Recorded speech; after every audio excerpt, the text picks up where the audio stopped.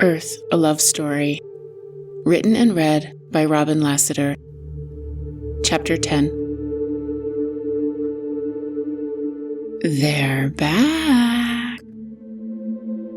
That creepy kid from Poltergeist. After my work with Samantha, I felt pretty steady. I started thinking about relationships again, about rebuilding my life. I thought about taking on faith, something that Jacob had assured me was true. You meet people at the level you're at, he said. If you do your work, do your best, keep striving, keep engaging, keep trying to grow and realize yourself not as perfect or repulsive, but as human and vulnerable, you'll meet someone who's doing the same. That sounded super made up, but lo and behold, I did meet that someone.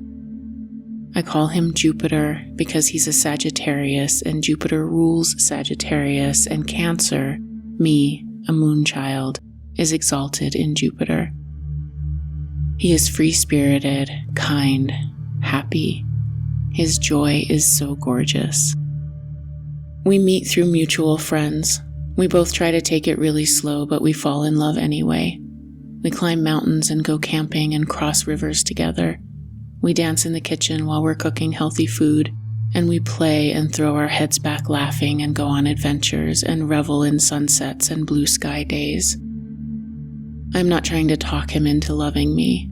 I act like myself, silly and joyful and unconcerned with how I look. He loves me anyway. We can both breathe next to each other. We look each other in the eye. We giggle until our faces and stomachs ache, and we fall asleep in each other's arms. And before I know it, here we are, back at chapter 1. Right in the middle of my settling into a normal and predictable life, it all starts up again. There is the buzzing and the light and the lifting and them saying, "You have to come higher, we can't go that low." And then the second broken ankle while I was picking pinions with my family, and then the regression where I learned about my soul journey and extraplanetary origins, and the 4 who are one telling me to write a book that will span the gap between 2 major blocks of my life. I was able to push all of the weird experiences aside, to ignore them for a while. I started writing this book a few times, but I was talking around the thing so much that it felt dead and hollow. There was no life to it, and I didn't want there to be.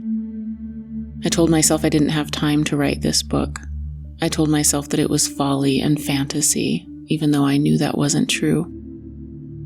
The true truth was, I was terrified of saying plainly what my life had been. Speaking my life was a huge threshold to cross.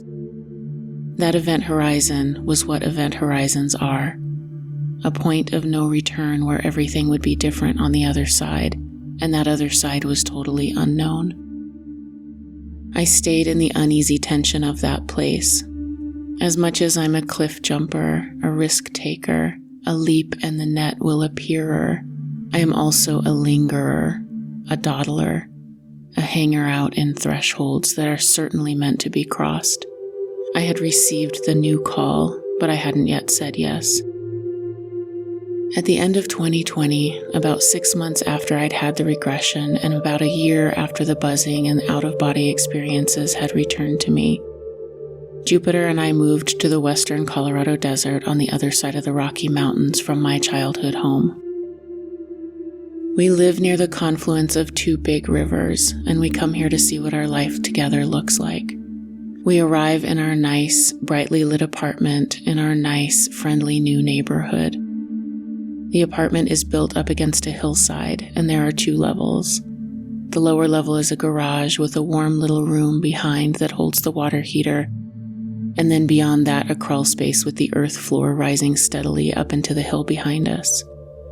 We walk in the front door, then immediately up a stairway to arrive on the 2nd level, so that when we come into the living room, we find 4 huge sliding glass doors spanning the entire front of the house with a little balcony deck and a railing we can lean against to watch the sun rise and set against the backdrop of the red cliffs of the Colorado National Monument.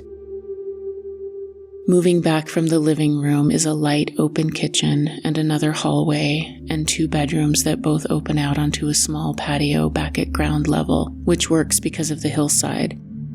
It's a bit surreal going from the 2nd-story living room back to the ground level bedrooms just by walking the 40 feet or so from the front of the house to the back. But it's a neat space and we love it. In the tiny back patio is a tree that we name and make friends with and drape with charms and shells and bells. Jupiter is traveling, so for the first week in our new place, I am alone. For no good reason in this lovely new space, I am terrified. My nervous system is on overdrive. There's a constant pressure, the intense feeling of someone standing directly behind me or beside me. I begin to get a weird electronic ringing in my right ear when I lay down to sleep at night. It's so loud I can't ignore it. It sounds maddeningly like muffled speech, but technological and robotic. I strain to catch some phrase or word, but I can't make anything out. I wake up every night at 3 a.m. and can't go back to sleep. There is the horrible sensation of someone in the room with me, in the dark, under the bed, in the closet, or standing right next to me. I turn on the lights and no one is there, and when I eventually fall back to sleep, I have nightmares. Dark, violent, invasive dreams. I use sage every day to try and clear and claim my space, but it doesn't seem to work. The presence is with me day and night, and I endlessly check the doors and windows and behind the shower curtains. There is a ritual every time I enter the house, even if I was only gone for 30 minutes on a walk through my safe, quiet neighborhood. I unlock my locked front door and roam the house with my heart in my throat, waiting for something to jump out at me. I watch myself in the mirror, terrified there will be something behind me. I methodically look through the entire house, in the garage, in the little room behind, peek into the crawl space behind that, and then upstairs to open every closet door and look under the beds and into every place where something or someone could be hiding. It's totally exhausting. I feel crazy and try to talk myself out of my illogical terror, but no matter what I do, it won't go away. I fitfully sleep with the lights on the whole time Jupiter is gone. It seems better when he gets back, but I work from home, so when he leaves in the morning, I am again alone in our terrifying, beautiful new place. The whole experience is eerie and unsettling enough, but the most unsettling part is the part that I don't say to anyone. The part that makes no sense to me, even though I've had a lifetime of contact with non-human entities and have seen craft in the sky and in my dreams, is that this presence feels, to me, alien. Not alien as in something out there, over there, up in the sky, on another planet, in my regression, in my dreams. Alien as in some deeply foreign presence in the room with me, interacting with me, watching me. And the fact that I'm even thinking that thought at all freaks me the fuck out. Never in my life have I been interested in ufology. I didn't even know it was a thing. I didn't know about the well-documented cases and experiences that humans have had not just in the past century, but throughout all of human history. I didn't know that so many others had Armageddon dreams, an urgent sense of mission, and the buzzing paralysis. I'd never heard of Betty and Barney Hill, or Jacques Vallée, or John Mack. I find myself searching for information on that Fire in the Sky movie that I never saw because the trailer scared the living bejesus out of me as a kid. I am astonished to read the first-hand account from Travis Walton, the guy it was based on, and find it as real and baffling as my own experiences. I come across another guy named Whitley Strieber and a book called Communion, and I buy it and put it on my altar with my tarot cards and singing bowls and incense and stare at it from across the room, too afraid to crack it open. My version of this book does not have the iconic cover, but instead has a grainy gray photo of a flying saucer across the front.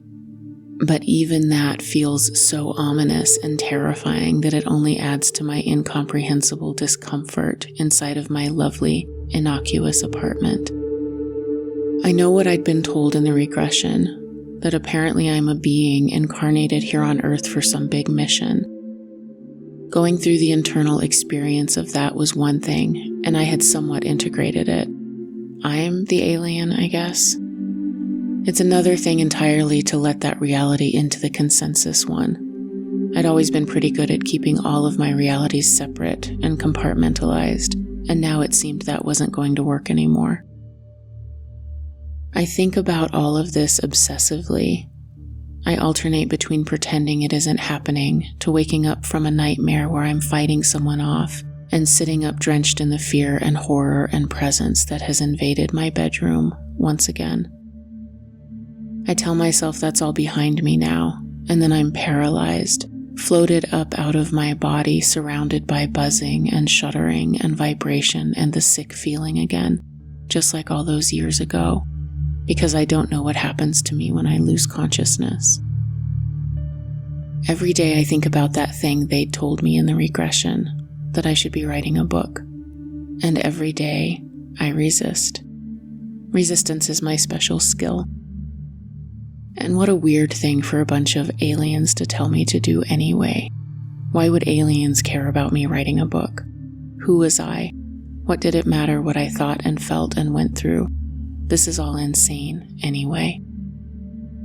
At the same time, my career, which for 15 years had fed me and housed me and acted as the vehicle for me to be of service to the world, began to feel unmanageable and overwhelming.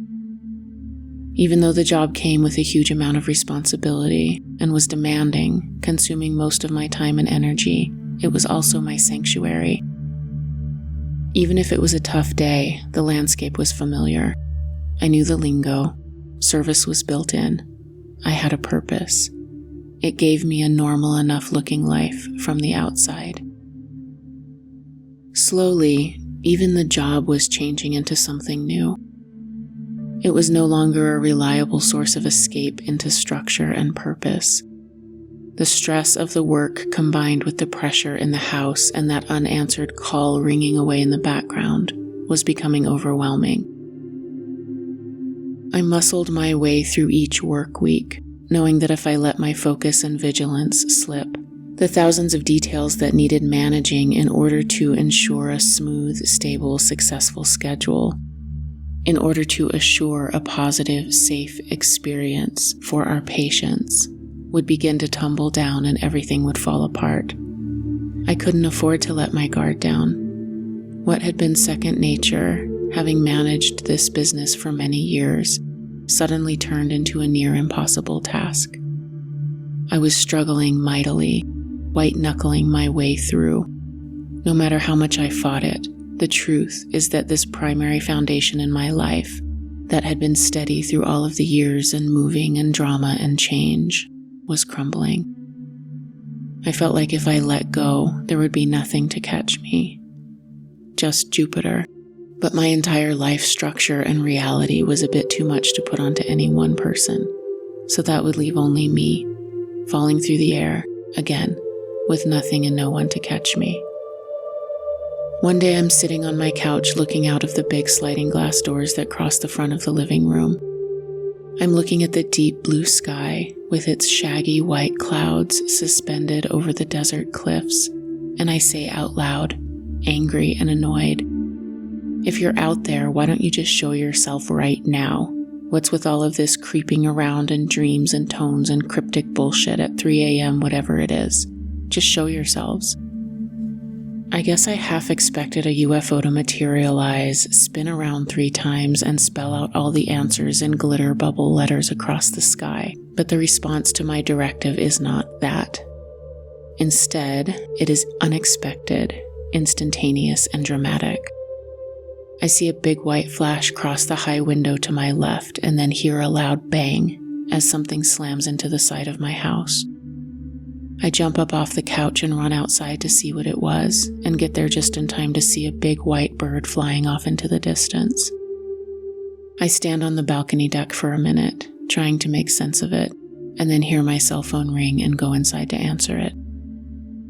When I do, an electronic, chittering, screeching comes through so loudly that I have to pull the phone away from my ear. "Hello?" I ask. The response is the same muffled, garbled techno babble that I've been hearing each night in my right ear, only this time the volume is turned up to 100. I still can't make out any words, although I strain and try.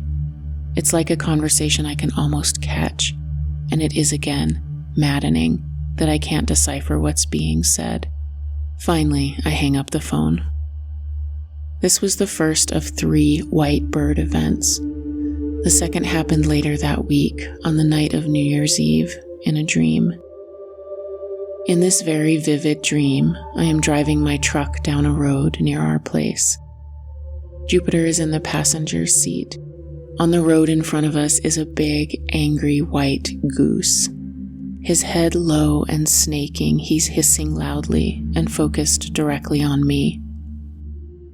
As I'm watching, he flaps his wings, slowly at first, then faster and faster, and runs towards us, head still low, pissed and intense, and me his singular target.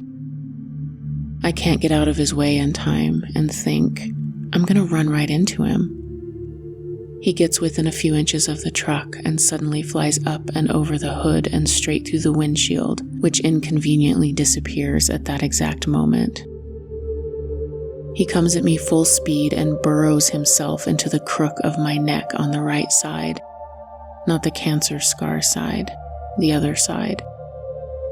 The feeling is so deeply visceral and intense that I'm instantly and fully awake, in my bed, flinging the covers back, scrabbling and scraping at my neck, thinking that a bird or a giant spider or a mouse or something had indeed been trying to burrow into my neck in real life while I was sleeping, and the sensation had been transferred into my dream world. I jump up and look for whatever had somehow found its way into my bedroom and burrowed into my neck, but there is nothing. The sensation in my body is that primal, visceral, protect your organs and life and carotid artery feeling that I imagine I'd have right before a lion who has my throat in his mouth bites the kill bite. The feeling stays in that vulnerable place where my neck meets my shoulder, and I continue to try to sweep the uncomfortable sensation away throughout the day. As I often do in moments like these, I consult the oracle known as Google, and what immediately comes up is the connection of the goose spirit to writing. The goose spirit translates the story we wrote in our book of life.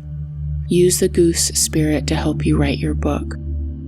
The goose spirit keeps the mirrors and masks of ourselves.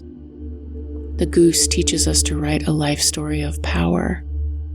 Use the goose quill to access the power of the written word, etc. Okay, got it. Write the fucking book. Because aliens said so, and so did a goose. Still very much suspicious of these experiences, I keep them all at arm's length. I really don't trust my interiority as something to be worked with, relied on. I certainly don't trust the invasive presence. Rather than serving as any sort of confirmation, the white bird events just make me feel more suspicious, more afraid. It all feels like a very personal imposition. The third bird event, though, didn't feel that way at all. I was on a walk listening to a podcast about people who've had NDEs. I love hearing from people who have seen the other side, the similarities between their accounts and my experiences with the jaguar and the velvet black intelligent void with the gateway feel in my body related to these near-death experiences that people have had. It was a beautiful day. I walked along listening to a man give his testimonial about his experience of life beyond this world when the world around me began to change. The huge blue spruce trees to my left began to softly glow, the dark green needles and small brown cones emanating a gentle golden light. Above me and to the right, a breeze delicately swirled bright green leaves at the top of tall black-barked trees. The leaves looked like they were being dipped and dragged through a pool of effervescent, sparkling blue water instead of the normal, flat backdrop of a sky. Even the sidewalk under my feet was slowly flowing with aliveness. An anthill, half on the sidewalk and half on the grass, with busy, fast, fat mahogany ants rushing to and fro, glowed softly blue. I could see little trailers of golden light following each ant on her hurried task. Every blade of grass and even the air itself was sparkling with life.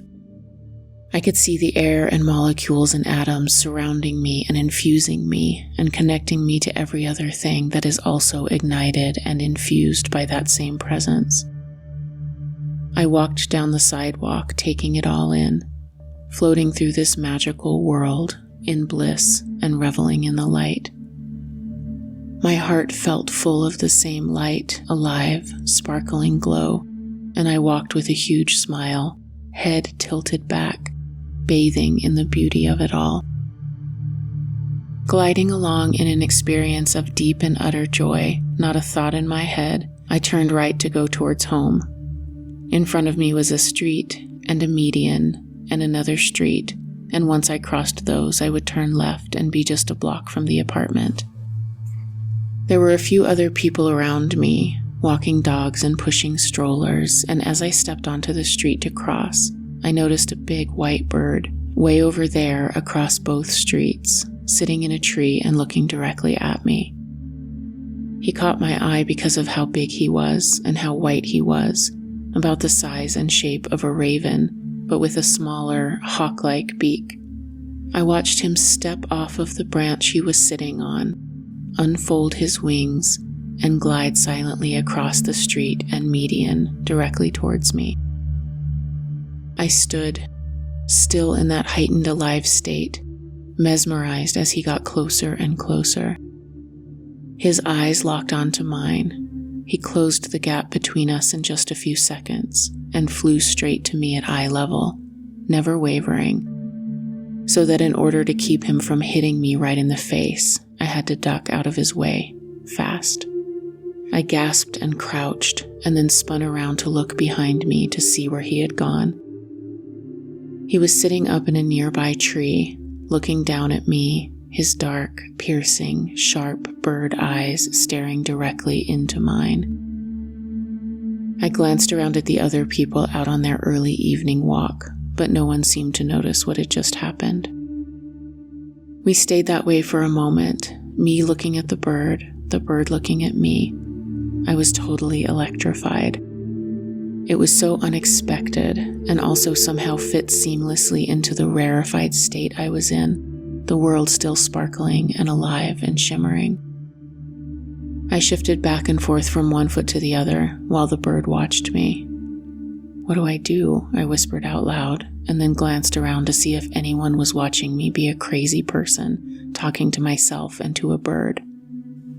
I swear I felt like he wanted me to follow him, like he was beckoning me, and I was fighting with myself.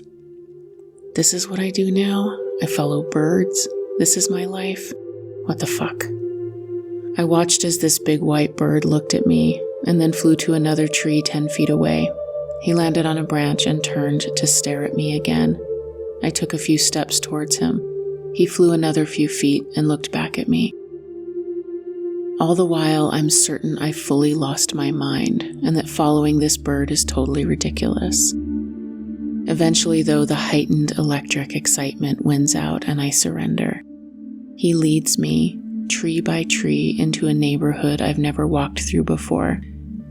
And as I enter, I notice that all of my numbers are here. There is 1111 and my birthday and multiple combinations of 3, 5, and 8. The house numbers and car license plates and random garbage cans are all transmitting these numbers to me, and it's not like I'm looking for them or want to see them. And why does it always feel so lame and crazy and embarrassing to talk about the number synchronicities? But there they all are, and as I continue along, I can't deny it, because over and over, one after another, they are announcing themselves to me. As this is happening, I suddenly realize that the address of our neat new apartment is 358. It had been so long since I'd had these number events that I hadn't even noticed. I float along through the neighborhood, open-mouthed and completely inside of the surreality. The big white bird leads me through the number sync funhouse for about 2 blocks, and then I look up and he is gone. Once again, I'm not quite sure what to do, but notice that the colors and the light in the world are back to normal. The heightened, shiny, shimmering state has faded away, and now I'm just a person standing dumbly, aimlessly, on the street looking around at nothing. I close my mouth, stand there a moment longer, and then turn around and go home. When I get there, laughing a wild internal laugh as I pass the 358 plaque outside of my door, I go directly to my bird book and then to the internet to search for what bird that could possibly have been. Maybe a goshawk, although the white and gray ones are only in Australia. Maybe a Clark's nutcracker, although the body, shape, and beak are all wrong. I don't know. I still don't know. The next morning, I get up and I start writing this book. After the 3 white bird events, I am even more interested in UFOs and aliens and ufology, which makes no sense because what do white birds have to do with any of that? Regardless, I begin an almost manic search for all things extraterrestrial, and even carefully open and begin to read Communion. Only in broad daylight, though, and only when I know Jupiter will be home soon. In the first sentence of the prelude of his book, Whitley uses the word shattering. I felt I was in good company. A few pages into chapter 1, he uses the word rushed to describe how his visitor approached. That word blasted through me like an ill wind, and I slammed the book shut and had a panic attack that required a long walk in nature before I could get the hairs on the back of my neck to settle back down. I kept going back to it slowly over time as my nervous system allowed. It takes me months to finish it, and by the time I do, my body can almost handle it. In the meantime, I discover others' accounts of their experiences and spend hours listening to every podcast, reading every blog, obsessively buying every book I come across, searching relentlessly for bits and pieces that will help all of this come together and make some kind of sense. At first, these accounts cause a physical, somatic, fear-soaked flop sweat every time, and I spend hours calming my nervous system and coming back to center. I acclimate over time, but slowly. A huge piece of the puzzle falls into place when I stumble across Stuart Davis interviewing Sean S. Bjorn Hargens on Stuart's podcast, Aliens and Artists. It's the first time I've heard anyone just openly give permission for all of the things that had happened to me to exist in one place. I think at one point Sean says something like, "What if we just start by believing people?" And that simple phrase was a key that slid past all of my tumblers and unlocked some door deep inside of me. I am gobsmacked, lightheaded, and flushed. I am rearranged, and all of the managing and regulating that I didn't even know I was doing falls away. For my entire life, I'd kept what I deemed my normal, real, acceptable to the overculture so I don't get burned at the stake self, front and center in my psyche. But down the hall, around the corner, and behind a dimly lit door, there was the rest of it. A mansion's worth of rooms filled with all of the things I shouldn't or couldn't include in that normal, real, acceptable self. I'd shoved the out-of-body experiences into one room and the UFO dreams over there in another. The beings from my childhood and the haunting in New Mexico, and the 4 who are one and the precog stuff, they were all kept separate and apart. These rooms certainly all had shared walls, but they were each discrete, contained, compartmentalized. In that one moment, hearing that one phrase, all of those walls came tumbling down. Of course, even though my logical mind was caught totally off guard, down in the deep, deep down, I was primed and ready.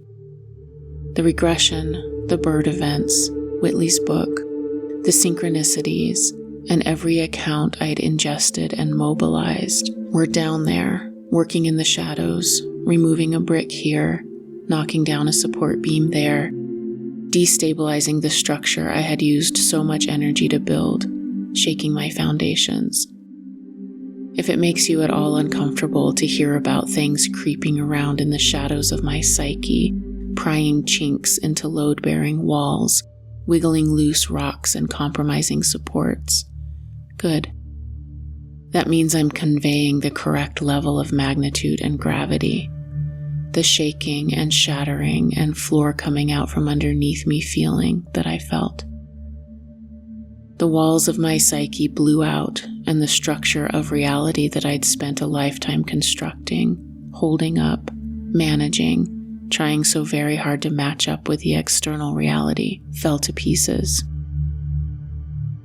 My ghosts began to frolic with the light beings and the non-human entities, and with them were Pan and UFOs and the Four Who Are One, and my previously abandoned, now integrated other self was in the corner, floating up out of her body. It was a terrifying, rapturous festival blitz spilling out from between my ears, and as the light came in and touched them all, as they began to coexist in a shared, wide open space within me, there was also a huge release of the psychic energy that I'd been using to manage and contain and separate and split these parts of myself. It had taken so much work to manage all of this. In their coming together, a tremendous amount of energy was returned to my physical body. It was overwhelming, ecstatic. I had been working to narrow something down into a singular answer. I was trying to figure something out. I was operating in a paradigm of either or, and suddenly I found myself in the realm of both and. Turns out the singular answer is that it is everything all at once. I wasn't crazy. We do contain multitudes. I knew it. Somewhere deep down, I knew it.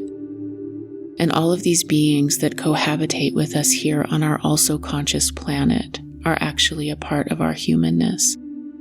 The nature of our species is one of relationship to these beings and realms and to the deeper registers of ourselves, the parts of us that already know how to interact with them all. We just forgot.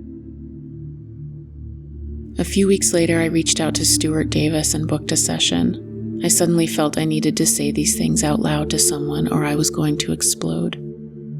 The presence in my house and the pressure hadn't let up. If anything, it was worse. I was writing the book in fits and starts, but doing it. I was working. I had accepted myself at a new level. But the fear and palpably present visitor only became more real. During our first session, I talked around what I was trying to say for the entire time. Somehow Stuart felt and saw into what I was really saying, and over the next couple of sessions I was able to speak it all clearly. He helped me put structures in place to navigate the truth of all that I was experiencing. When I told him about the 3 bird events, he sat back in his chair and said, "Wow."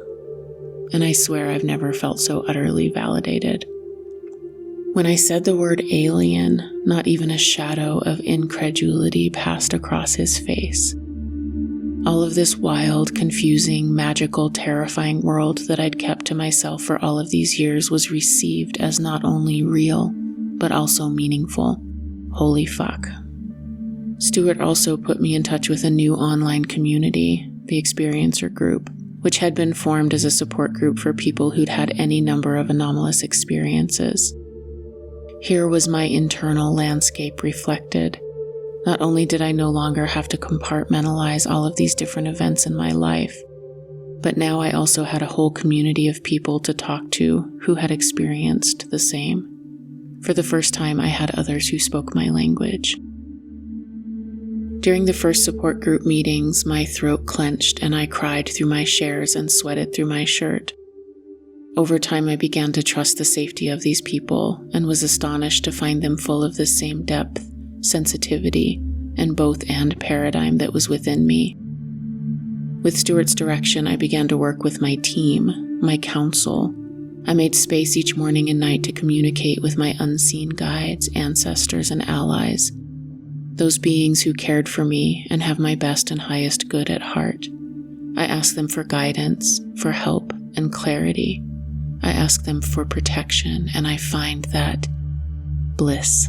I am able to sleep again.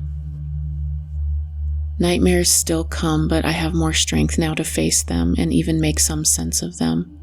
I am not terrified all the time. I can rest and stop pacing my own perimeter. I have help. I'm not alone. As I move into early 2021, this is my landscape. I have spoken as much of my truth as I am able to another human. I am storytelling myself into being, writing this very book. I have a new group of people to share my deepest experiences with, and I'm doing work to map and explore this new territory. I've said yes to this new cycle and journey. I'm working on getting certified to facilitate past life regressions, and I begin to take courses to become a hypnotherapist. My job is exhausting and overwhelming. These are all of the things happening in the external. They are the real-life veneer covering the shifts and rearrangements that are happening inside of me, in the liminal, in my dreams, in out-of-body experiences, in visions, in the in-between space.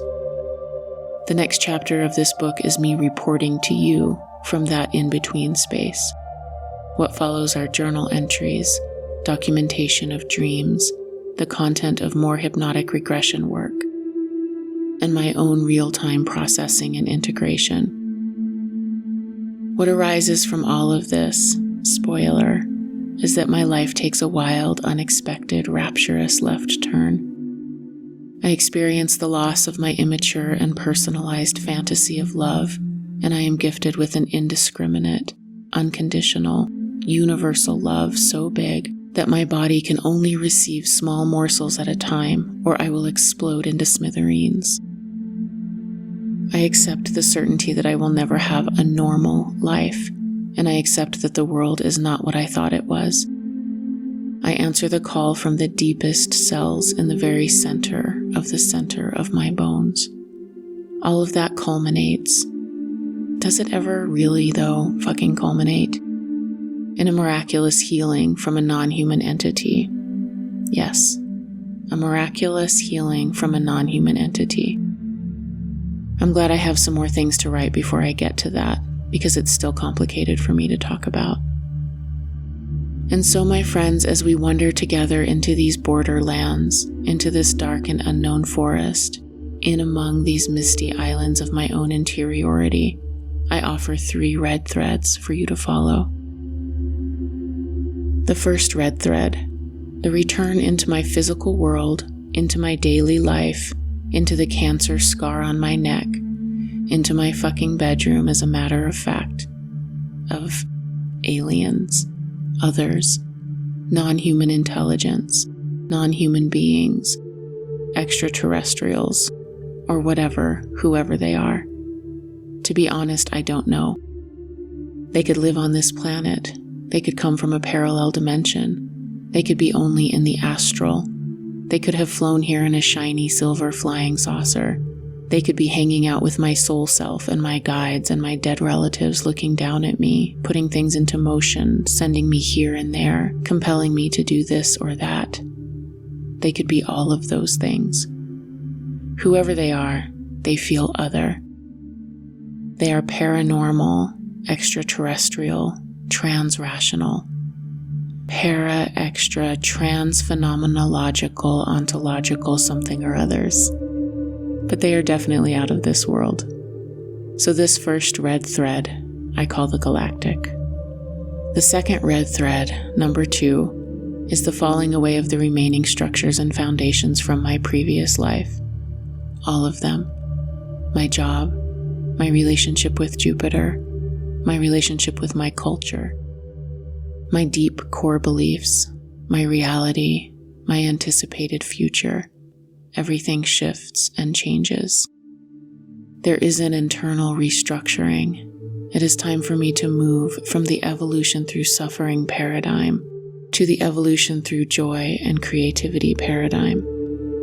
There is a deep initiation through grief, and I am left to stabilize in the midst of a perpetual free fall. This second red thread is what I call the portal of grief that leads to joy. And finally, red thread number 3 is the emergence from deep within the rumbling earth, upward and throughout every cell of my being, of a rich feminine energy. Goddesses arrive and reintroduce me to our precious planet. They remind me of the truth of the great round, which unites what I thought were separate evolutions of suffering and joy into a single sacred monad. I call this third red thread of the feminine, life herself. So, the galactic, the portal of grief that leads to joy, and life herself. Got it? If you can hang on to that, you'll make it through the next bit. That's how I made it through.